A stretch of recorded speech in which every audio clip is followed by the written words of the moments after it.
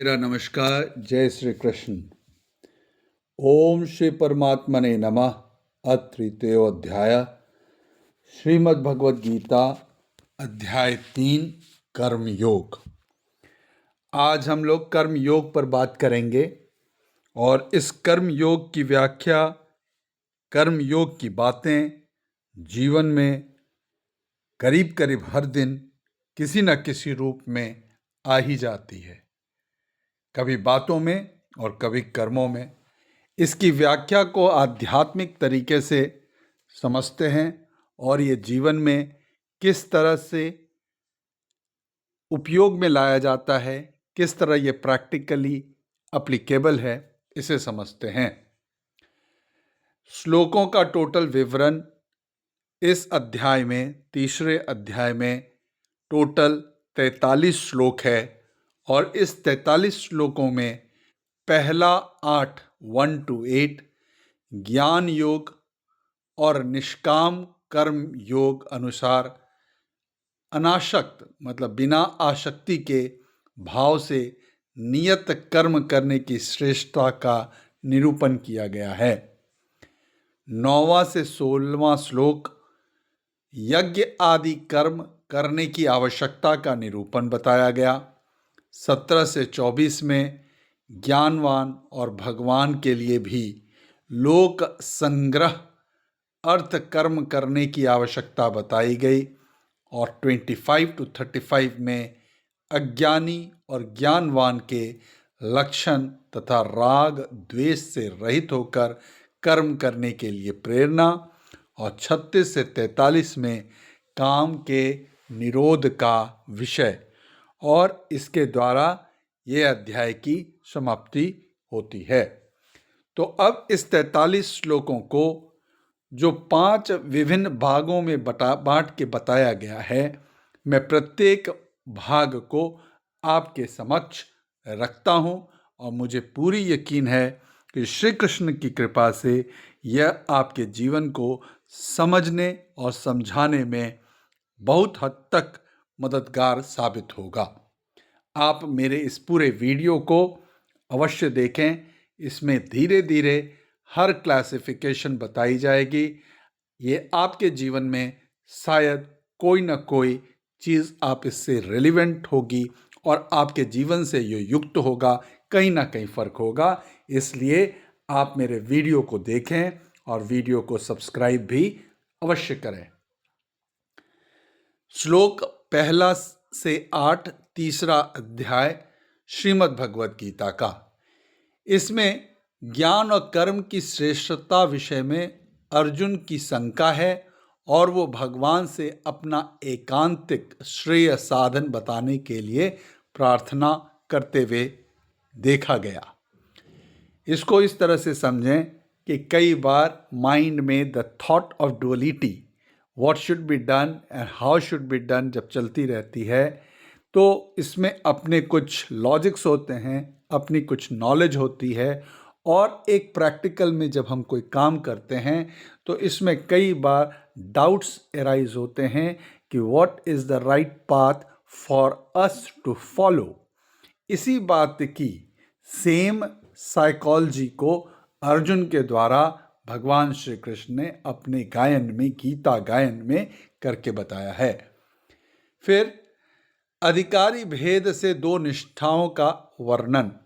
ये इस बात को समझने के लिए कि निष्ठा क्या होती है और कौन सी 2 निष्ठाओं की बात हो रही है, तो यहाँ 2 निष्ठा आपकी ज्ञान और कर्म है।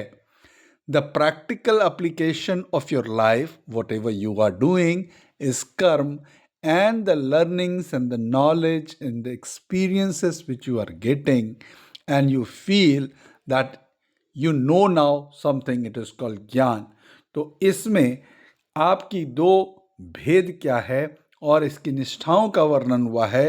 और निष्ठाओं की मतलब होती है कि जो आपने लाइफ में, जो आपने एक्सपीरियंस किया, जो आपने समझा, जिसको आपने देख के अनुभव किया है और वो आपके लिए नॉलेज के रूप में आ गया। और कुछ काम जो आप प्रैक्टिकल वे में करते रहते हैं, आप अगर इसमें डेडिकेटेड निष्ठा मीन्स डेडिकेशन के साथ अपने कर्मों में लगे रहें तो आपको इसमें पटुता आएगी. It means you will be more efficient, equipped, and you will be able to handle the situations even in a better way and a perfection way. Now, third, इसी में आपको यह भी बताया गया कि किसी भी निष्ठा की सिद्धि हेतु कर्मों का स्वरूप से त्याग करने का निषेध. अगर हर व्यक्ति की अपनी एक प्रकृति होती है और वो अपने प्रकृति के हिसाब से अगर उस कार्य में लगा रहे, निरंतर लगा रहे, with continuity, with regularity, with systematic approach, without leaving it, आप पाएंगे कि उसमें you become slowly, you master that art, and once you are mastering the art, you definitely is the success and excellence will definitely come. इसलिए यहाँ पर निष्ठा की सिद्धि हेतु मतलब मुझ में जो गुण है उसका रिजल्ट ओरिएंटेशन तभी आएगा जब आप उसमें लगे रहें, आप इसको बीच में ना छोड़ें. तो अब आप रिलेट कर पाते हैं कि ये गीता में ये एक्सप्लेनेशंस ऑलरेडी है. इसी बातों को हम जैसे मोटिवेटर्स, हम जैसे ट्रेनर्स कई सेमिनार्स में बात करते हैं और छोटे छोटे एग्जाम्पल्स के साथ लाते हैं और वो कई बार हम लोगों के जीवन के साथ अप्लीकेबल होता है और इससे हम लोग ट्रांसफॉर्मेशन करने में मदद होती है. रियलिटी ये है कि ये सारी एक्सप्लेनेशन गीता के माध्यम से ऑलरेडी की गई है. क्षण मात्र के लिए भी कर्मों का सर्वथा त्याग असंभव बतलाना. कोई भी व्यक्ति चाहे कितना भी ज्ञानी हो जाए, वो कितनी भी बातों को समझ ले और वो फिर अगर डिटैचमेंट की बात करता हो तो डिटैचमेंट का कार्य ये नहीं होता है कि आप उसके बाद आप कर्म नहीं करेंगे. ऐसी बातें जो बोलता है वो सिवाय मूढ़ता, the person is a great fool. Because a person whosoever is coming into the life, they cannot continue without performing some actions. तो actions always होंगे, तो actions हमेशा होने ही होने हैं, लेकिन वो करनी कैसी है उस पे बात होती है. इसीलिए बोला गया है कि किसी भी व्यक्ति को कभी भी एक भी क्षण वो अपने किसी भी कर्मों को त्याग नहीं सकता और वो असंभव है क्योंकि he and she is bounded, the human, completely the human is bounded by the nature and the nature drives the person, so driving is continuous and that cannot be escaped. केवल ऊपर से इंद्रियों की क्रिया ना करने वाले विषय चिंतक मनुष्यों को मिथ्याचारी बतलाना. कई बार हम जो प्रोजेक्ट करते हैं वो इंटरनली नहीं होते हैं. जो प्रोजेक्शन दिखाना चाहते हैं वो रियली इंटरनली हम नहीं होते हैं. जब ऐसी अवस्था होती है कि आप ऊपर से कुछ भी बात करते हैं, बोलते हैं, तो ये सिर्फ मिथ्याचार, इट इज ए डिसीवनेस. आप you are playing mockery and you are joking. A reality is this, that you should abide and you should be what you are internally. That should get reflected by your control. Mere speaking in words is not going to solve the problem. आप किसी भी part of life में हो, किसी भी कार्य को करते रहें, आप किसी भी स्फीयर में हो, आपको अपनी चीज़ों को कंट्रोल करनी होगी. अध्यात्म लाइन में भी ये बातें बोली जाती है कि मुंह में राम बगल में छुरी. अगर आपके मुंह में राम है लेकिन आपके इंटेंशन में अगर छुरी है तो उससे कोई लाभ नहीं होता है. It is better that you imbibe that character with in and you should perform like that, then only you will get the real enjoyment and pleasure. मन से इंद्रियों का संयम करके अनासक्त भाव से कर्म करने वाले की प्रशंसा. अब इंद्रियां अपनी रोल प्ले करती है. इंद्रियां जिससे मैं देखता हूँ, सुनता हूँ, फील करता हूँ, ये हम लोग को ल्योर करती है. Until unless we don't master it, it is very, very difficult. तो who will master? This इंद्रियां is being controlled by मन. आपका जो मन है वो आपको ड्राइव करता है. आपको सिनेमा जाना है, ये आपके मन ने बोला कि मुझे ये करना चाहिए, तो आपकी इंद्रियां उस तरह से आपके एक्शंस लेने लग जाते हैं. ये किसी भी चीज़ों में अप्लीकेबल होगी. तो मन से अगर आप इसको कंट्रोल कर लें और नासक्त भाव से इस तरह से आप करने लगें और इंद्रियां पर कंट्रोल करें, तो ऐसे वीर, ऐसे लोगों को they have been called as brave, they are called as the leaders, they are the game changers, and these peoples are always required. Finally, ये 8वें श्लोक तक में कर्म न करने की अपेक्षा कर्मों का करना श्रेष्ठ तथा कर्मों के बिना शरीर निर्वाह असंभव बतलाकर निस्वार्थ और अनासक्त भाव से वेद कर्म करने की आज्ञा. अर्जुन को बोला गया कि तुम जो गांडीव छोड़ के बैठे हो उससे काम नहीं बनेगा, तुम अपनी गांडीव को उठाओ. गांडीव की अर्थ है कि अपने मन शक्ति को उठाओ और मन को एकाग्र करो और उस एकाग्रता के साथ युद्ध करना शुरू करो जिसके लिए तुम यहाँ आए हो. जीवन में जो कार्य भी हम लोग करते हैं उसमें भी अपनी गांडीव को उठानी पड़ती है, मन मस्तिष्क को मजबूत करना पड़ता है, अलाइनमेंट करनी पड़ती है, क्योंकि ये योग विद्या है और इस योग को करने से चीज़ें होने लगती है. अगर कोई लोग बोलते हैं कि इतनी बड़ी बड़ी बातें जब करने लग जाते हैं जब उन्होंने पाया है नहीं और छोड़ने की बात करते हैं, पाए हो नहीं और छोड़ने की बात करते हो, तो ये सिवाय अपनी कमजोरी को ढकने के अलावा और कोई बात नहीं है. The person who are really brave, अगर आप रियली वीर हैं, अगर आप रियली पौरुष वाले व्यक्ति हैं, तो पहले आप उसको पालें और उसको आप त्यागने की शक्ति दिखाएं, तो माना जाएगा कि आप वीर हैं. आप इंग्लिश में एक बुक है the monk who sold his Ferrari. आपके पास फेरारी है नहीं और आप कहते हैं कि मैं फेरारी इसलिए नहीं खरीदता. ये कहने से नहीं होती. अगर आपके पास है तो फेरारी खरीद के दिखाइए. छोड़ देना हो छोड़ दीजिए, ना चढ़ना हो मत चढ़िए, लेकिन करके तो दिखाइए. कंपटीशन में स्टूडेंट्स बोलते हैं अगर मैं ये कर लिया होता, मैं इसलिए नहीं करता, लॉजिक काम नहीं करती है. आप करके दिखाइए, फिर छोड़ने की बात कर लेंगे. लेकिन मैक्सिमम टाइम लोग करते नहीं और बात करते हैं, और ऐसी भावना बिल्कुल ही गलत है. Once you have decided and you are moving only with your clear intention, the things starts happening. This is what has been explained in the first 8 श्लोक of 3rd अध्याय of श्रीमद् भगवद गीता. मुझे यकीन है कि आपको ये एक्सप्लेनेशंस अपने लाइफ के साथ मिलता हुआ दिख रहा होगा. मेरे वीडियो के साथ आप अंतिम तक बने रहें. इस वीडियो में आप, लंबी वीडियो हो सकती है, आप पार्ट वाइज करके देख लें, एक बार में करके देख लें, लेकिन कहीं ना कहीं ये आपके लाइफ के क्लैरिटी आपको देंगे, ये आपके विजन्स को क्लियर करेगा अगर इसको आप फॉलो करने के लिए रेडी हैं. दिस इज द गूढ़ रहस्य ऑफ अध्यात्म for the life. So please subscribe my channel and watch my video till the last to understand about all the shlokas in a crisp way. Next हम लोग आते हैं, ये गीता 3य अध्याय अभी हम लोग कर रहे हैं और इसकी अब हम लोग 9वें से 16वां श्लोक में जा रहे हैं, जहाँ पर यज्ञ आदि कर्म करने की आवश्यकता का निरूपण किया गया. जैसे ही मैं शब्द बोलता हूँ यज्ञ, तो लोगों को लगता है कोई रिचुअल्स, कोई बड़े रिचुअल्स, और वो रिचुअल करने पड़ेंगे, तो उसी को यज्ञ आदि कर्म करने की आवश्यकता का निरूपण उसको क्यों करनी चाहिए, ये इम्पोर्टेंस बताई जा रही है.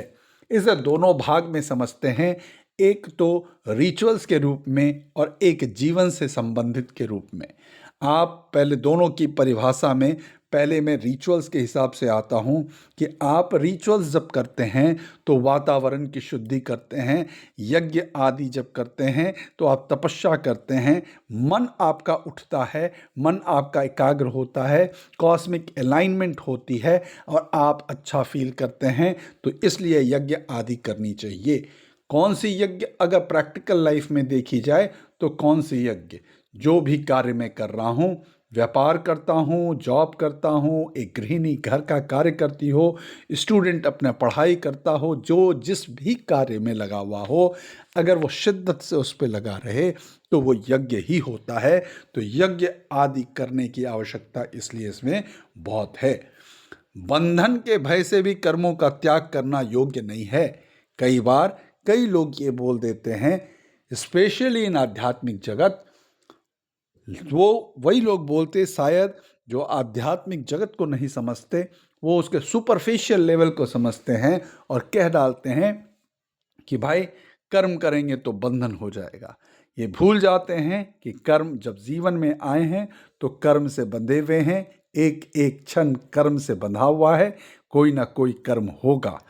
कर्म को इसलिए छोड़ने की बात करने से आप बंधन के भय से अगर आप करते हैं तो आप कहीं ना कहीं अपने आप को भय के बंधन में बांध रहे हैं, आप उससे ऊपर नहीं उठ रहे हैं, तो आपकी आध्यात्मिक तरक्कियां नहीं हो सकती है। इसलिए छोड़ने की बात यहाँ नहीं कही गई।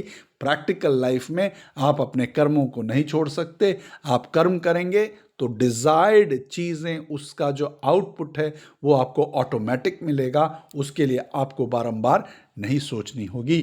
इसलिए कर्मों की आवश्यकता का कथन इसलिए भगवान ने अर्जुन को ये समझाया कि कर्म इतना इम्पॉर्टेंट क्यों है, कर्म क्यों करना चाहिए। कर्म करने से जो उसके आउटपुट आते हैं वो ऑटोमेटिक होते हैं। फॉर एग्जाम्पल, जब आप बीज पृथ्वी के नीचे डाल देते हैं, उसमें खाद, पानी, हवा, पानी, सूर्य की रोशनी मिलती रहती है, तो बीज एक समय आने पर खुद ही प्रस्फुटित होकर कुछ समय के बाद एक वृक्ष का रूप ले लेता है। उसके लिए आप ये नहीं प्लान करते कि ये वृक्ष कैसे बनेगा, वो स्वतः होता है। तो कर्मों की आवश्यकता इसलिए होती है कि आप जो उसमें इनपुट डालेंगे, उसकी इनपुट की आउटपुट ऑटोमेटिक आएगी। कर्म न करने से तो पाप को भी प्राप्त होता है। लोग ये बात समझ लें, क्लियरली समझ लें। Without action there is no result, without pain there is no gain. आप जब करेंगे तो ही मिलता है। हिंदी में एक शब्द है कृपा। कृपा मतलब क्री और पा, करो। क्री मतलब करो और पा मतलब पाना। करने के बाद ही पाने की बात होती है। एक साइकिल दूसरे साइकिल्स को जब तक मिला ना दिया जाए तो वो पूर्ण नहीं होती। कितनी खूबसूरत बात है, कितनी खूबसूरत ऑब्जर्वेशन है कि श्वास की गति में भी एक श्वास बाहर जाता है तभी दूसरा श्वास अंदर आता है। अगर श्वास की गति ऐसी ना हो तो वह व्यक्ति मृत घोषित हो जाएगा, क्योंकि अगर वह श्वास प्रश्वास की बातें रुक जाए तो वो मृत घोषित हो जाता है। तो दुनिया तो पूरी तरह से लेन देन पर ही चलती है।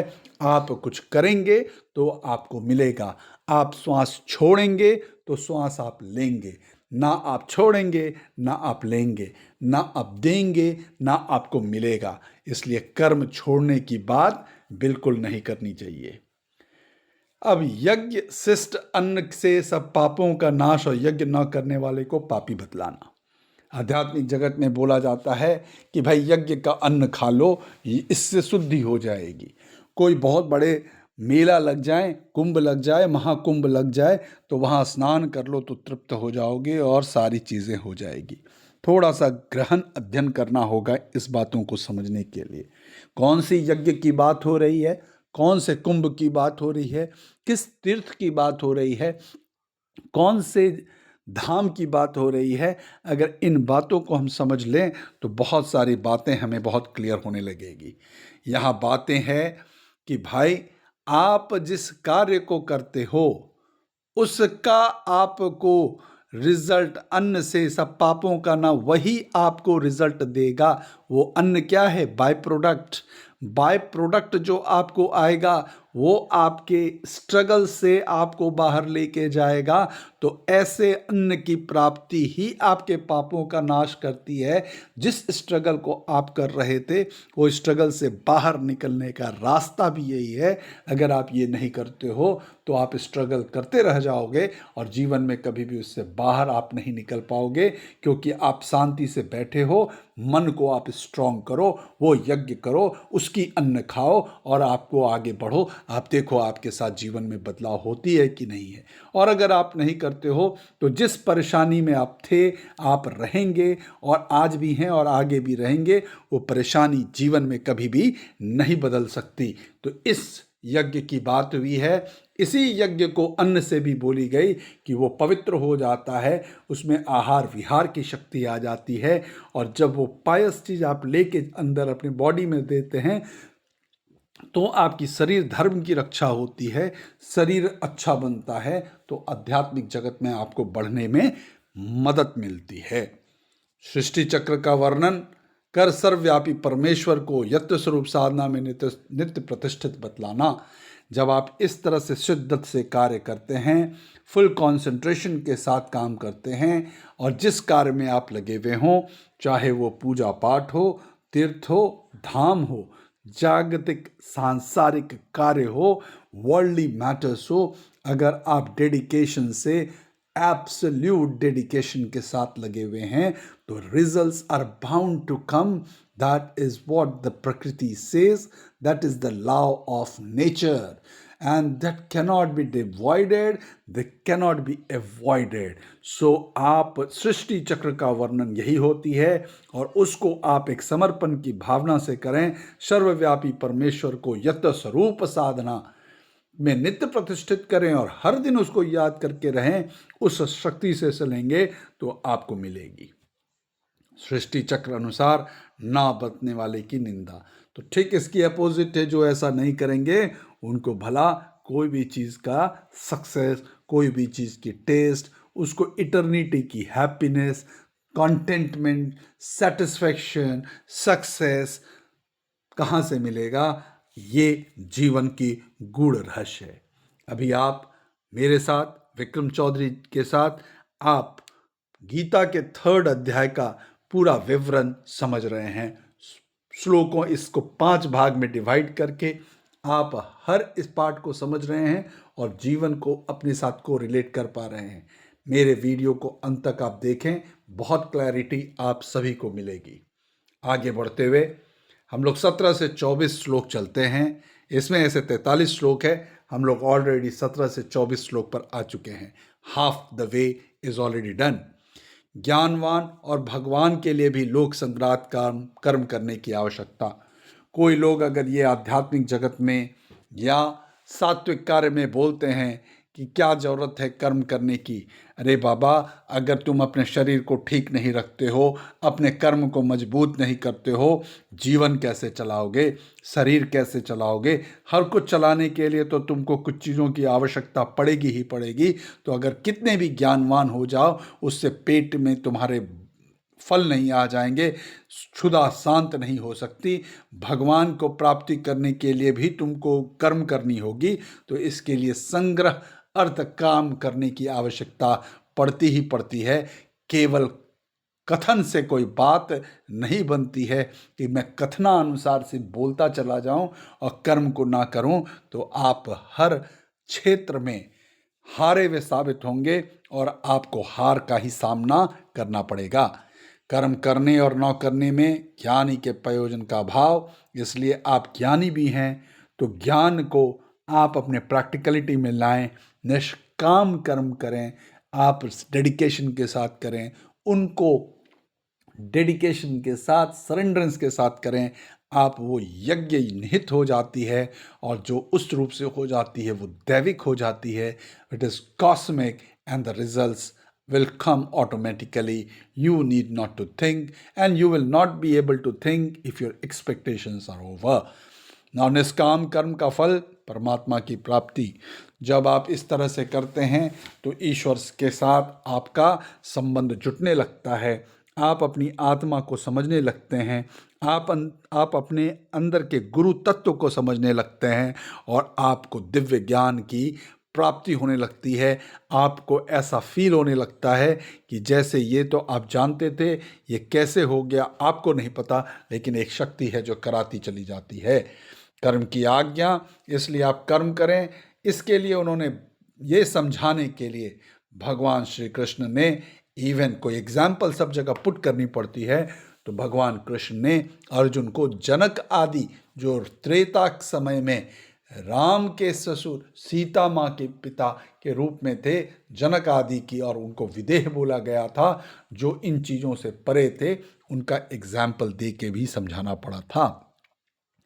श्रेष्ठ पुरुष के आचरण प्रमाण स्वरूप माने जाने का कथन, श्रेष्ठ वही होता है जो अपनी चीज़ों को ज्ञान से, कर्म से, संन्यास से, सांख्य से, जिस भी रास्ते से चलता हो, निष्ठापूर्वक अपने काम पे करता रहे, डेडिकेशन करता रहे, समर्पण करता रहे, everything given to the nature करे, लाव के साथ करे, और वो सैद्धांतिक यज्ञ हो जाता, और जब उसमें वो सक्सेस मिलता है तो वही सक्सेस स्टोरी कहलाती है। जब आप किसी कार्य को मेटेरियलिस्टिक वर्ल्ड में भी देखते हैं और हम कहते हैं कि वो बड़ा अच्छा पावरफुल आदमी है, वो बहुत एफिशिएंट है, वो बहुत श्रेष्ठ है, तो हम लोग ये सीखना चाहते हैं कि आखिर उसने काम किया कैसे। जो व्यक्ति इस काम को समझ पाते हैं कि काम किया कैसे जाता है, तो स्वाभाविक तौर पर उनको इस बातों का सक्सेस का एक पाथ मिलता है, उस पर आप चलने लगें, आपके लिए भी वो चीज़ बांध लेते हैं और वो आपके वश में आ जाता है। स्वयं अपना दृष्टांत देते हुए कर्म करने से लाभ और कर्म न करने से हानि का कथन, अंत में इतना होने के बावजूद भगवान अपने प्रिय भक्त अर्जुन के डाउट्स को क्लियर करने के लिए अपनी एग्जाम्पल भी पुट करनी पड़ जाती है। वो सिर्फ ये सिद्ध करने के लिए कि देखो मुझे, मैं एक निष्काम हूँ, मैं इन चीज़ों को ऑलरेडी प्राप्त किया हूँ, वो अहंकार के लिए नहीं, उनके ज्ञान के प्रदर्शन के लिए भगवान को बताना पड़ता है कि मुझे किसी चीज़ की भी आवश्यकता नहीं है, लेकिन फिर भी मैं कर रहा हूँ, क्योंकि मैं आया हूँ तो मैं भी कर्म से बंधा हुआ हूँ। कर्म करना मेरे हाथ में है, वो मुझे करना ही पड़ेगा। तो अगर मैं कर सकता हूँ, जनक आदि कर सकते हैं, तो तुमको भी वैसे ही करना चाहिए। यही जीवन की सिद्धांत है। अब आप देखते हैं जैसे जैसे हम लोग श्लोकों पर आगे जा रहे हैं, कितनी क्लैरिटी है इस कर्म योग में, कैसे करना चाहिए, कोई कंफ्यूजन नहीं है। केवल लोग ये ना बोलें कर्म कर्म कर्म, लेकिन कर्म की पूरी एक्सप्लेनेशन समझ लें। इसको केवल रिचुअल से ना समझें, अपने रिचुअल्स के साथ साथ आप अपने प्रैक्टिकल लाइफ में अप्लाई करें। आप इसके रिजल्ट से एस्टोनिस्ड हो जाइएगा, मिसमराइज्ड हो जाइएगा। आपको लगने लगेगा कि what a beauty has been explained by Lord Krishna through Arjun for the people like us. That's the power of Srimad Bhagavad Gita. इसलिए this is the greatest philosophy. It is one of the greatest philosophy in the world. आगे चलता हूँ। आप मेरे video को please last तक देखें, video subscribe करें। I will make all the chapters, all 18 अध्याय इन दिस वे, और बाद में श्लोक वाइज भी बहुत सारे श्लोकों का पूरा विवरण करूंगा। आगे बढ़ते हुए 25 to 35 श्लोक, अज्ञानी और ज्ञानवान के लक्षण तथा राग द्वेष से रहित होकर कर्म करने के लिए प्रेरणा। एक ज्ञानी कौन होते हैं, अज्ञानी कौन होते हैं, ज्ञानवान के लक्षण क्या होते हैं, उनमें कौन कौन सी चीज़ें नहीं होती है, क्या होती है, इसका विवरण किया गया कर्मयोग के अंदर। ज्ञानी के लिए भी लोक सम्राट स्वयं कर्म करने और दूसरों से करवाने का विधान। जो ज्ञानी होते हैं उनको भी कर्म करना पड़ता है, क्योंकि जीवन निर्वाह करनी है। उनके बताए हुए रास्ते पर सक्सेस देखते हुए जो लोग नहीं समझते हैं, जिनको ज्ञान कम है, वो जब फॉलो करते हैं तो उनका भी कल्याण होने लगता है। इसीलिए ज्ञानी के लिए ये कार्य करना और दूसरों को प्रेरित करना, ये उनका कार्य है। कर्म आसक्त ज्ञान समुदाय अपेक्षा सांख्य योगी की विलक्षण का प्रतिपादन। कर्म आसक्त ज्ञान समुदाय अपेक्षा सांख्य योगी की विलक्षण का प्रतिपादन कि कैसे आप निष्काम कर्म करते हैं और कैसे सांख्य योगी, किस तरह से आप लॉजिक्स को समझते हैं और दोनों में क्या क्या चीज़ें होती है। जो भी चीज़ें आपको सेटिस्फैक्शन दे, जो आपके अंदर एक गुदगुदी पैदा करे, जो आपको रिलैक्स कर दे, जहाँ मन आपका शांत हो जाए, जहाँ आप खुश रहने लगें, जहाँ कारण ना हो, आप अकारण खुश होने लगें, आप समझिएगा आपका रास्ता सही है।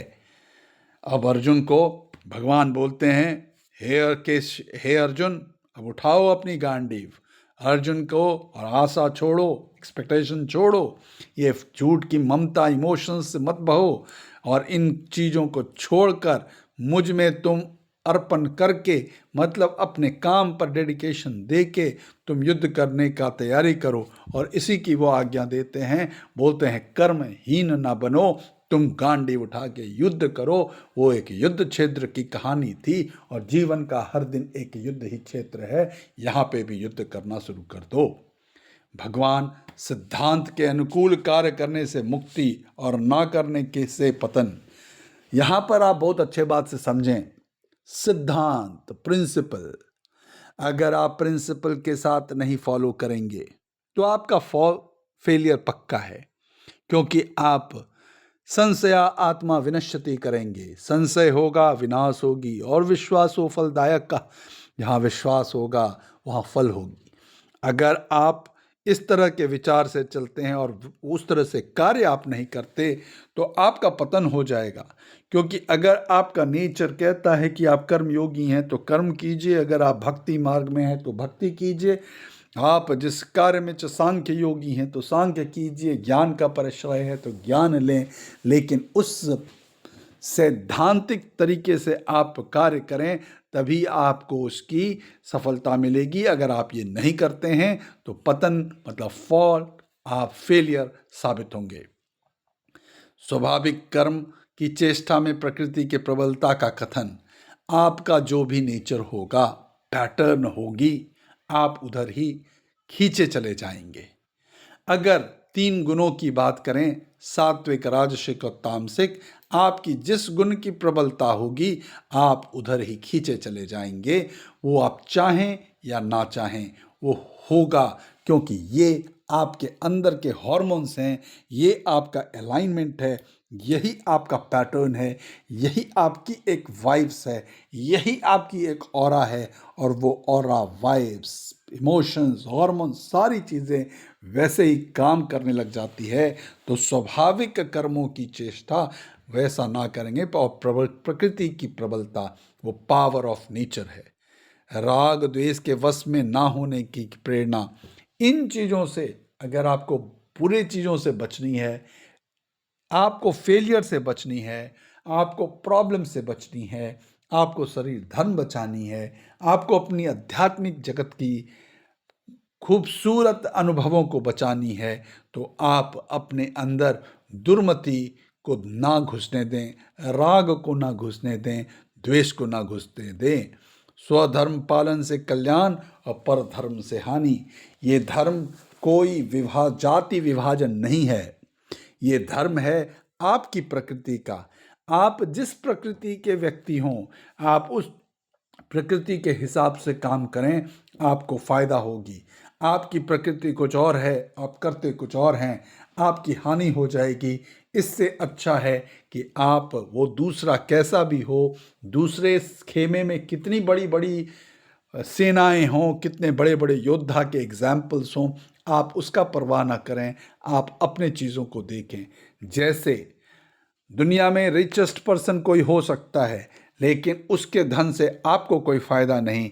आपका धन आपका है, उनका धन उनका है। आप अपने कर्मों को संभालें, आप अपने चीज़ों को ठीक करने की कोशिश करें। अपनी स्त्री होती है, दूसरी की स्त्री दूसरी की स्त्री होती है। आप दूसरे की स्त्री के कारण अपने स्त्री की अवहेलना ना करें।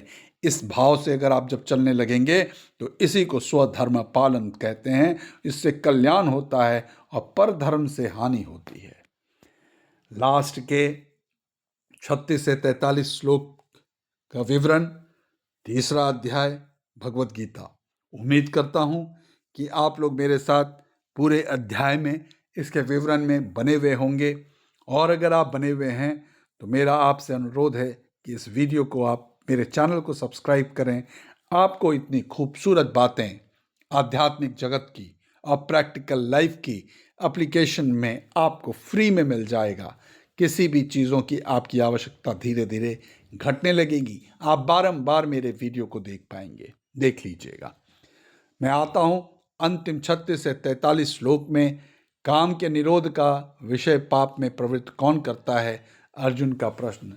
जब भगवान ने पिछले 35 श्लोकों में, इस अध्याय के 35 श्लोकों में विभिन्न तरीके से काउंसलिंग करके अर्जुन को उस लायक मन स्थिति में ला देते हैं, तो अर्जुन का एक प्रश्न फिर आता है कि काम के निरोध का विषय पाप में आखिर अगर सब बात है तो बुरे की तरफ प्रवृत्त ही हम क्यों हो जाते हैं। मैं तो चाहता नहीं लेकिन हो जाता है, ऐसा क्यों हे केशव, हे माधव, हे कृष्ण। तो भगवान केशव, माधव, कन्हैया, जो भी नाम आप पुकार लें, बंसीधर, वो जवाब देते हैं। बलात् मनुष्य को पाप करने में काम रूप का कथन, क्रोध, आलस, दुर्मति। आपके अंदर जो पैटर्न है, जो वाइब्स है, अनफॉर्चुनेटली, फॉर्चुनेटली, गलत, सही, आपने जो किया वो आपको बलात् पूर्वक पाप की तरफ खींच लेगा। वही खींच के आपको ले जाता है, वही आपको गलतियां करवा देता है, आप चाहें या ना चाहें। तो काम के फिर आता है, ये काम कहाँ जाके स्थित है, किस जगह पर। अगर ऐसा है तो मैं आइडेंटिफाई कैसे करूं कि मेरे दुश्मन कैसे हैं। मन तो कह रहा है कि नहीं करूंगा लेकिन हो जाता है। तो चलिए, ये 3 जगह पर आपका इसका निवास स्थान है। आपके इंद्रियों में 5 इंद्रियां हैं। आपके इंद्रियों में जिससे पूरा जगत का आप भ्रमण करते हैं, वो इंद्रियां। आपके मन में जहां आप कल्पना शक्ति को यूज करते हैं, और बुद्धि जहां पर आप ये निर्णय लेते हैं क्या करना चाहिए क्या नहीं करना चाहिए।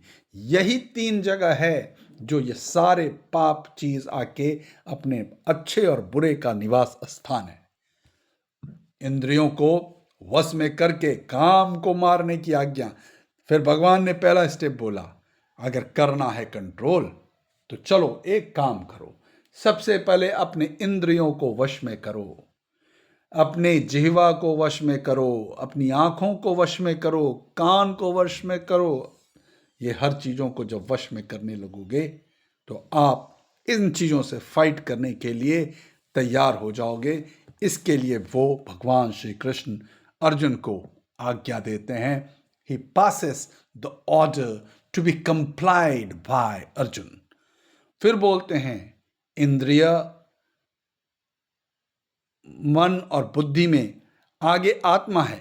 तो मन को फिर वो बोलते हैं, नेक्स्ट स्टेप पर उन्होंने बोला इंद्रियों को वश करने में काम मारने के लिए बोलते हैं, फिर इंद्रियों को और मन को कंट्रोल करने के लिए बोलते हैं, और मन का रेगुलेशन बुद्धि करता है, इसको रेगुलेट करने बोलते हैं। और जब ये सारी चीज़ें होती है उसके आगे आत्मा होती है।